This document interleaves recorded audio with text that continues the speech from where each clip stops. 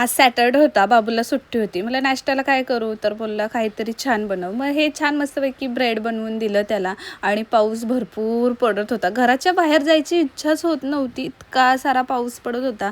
म्हणजे तुफान भारी पाऊस पडत होता आणि छान वाटत होतं. असं वाटत होतं पावसात भिजायला जावं, पण आजारी पडू ना म्हणून नाही गेले. त्याच्यानंतर शॉपला गेले तर इकडे लगबग बघा कसली चालू आहे, एकदम स्पीडमध्ये कणा पार्सल पॅकिंग करायची चालू आहे. इतका लोड आहे ना. 6 जणं पार्किंगलाच बोलते, पॅकिंगला बसले होते.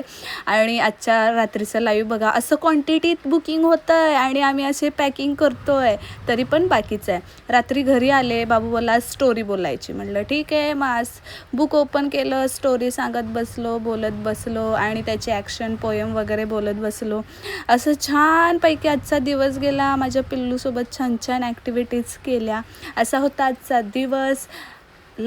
करा, शेअर करा, फॉलो करायला अजिबात विसरू नका आणि कॉमेंट सेक्शनमध्ये सांगा ब्लॉग्स आवडत आहेत की नाही. वेगवेगळे ब्लॉग्स लवकरच नवीन घेऊन येईन. So bye bye. चलो, बाबूसोबत फार एन्जॉय केला. आजच्या दिवसासाठी एवढंच होतं, कारण आज लई काम नाही केलं मी, निवांत झोपा काढल्या.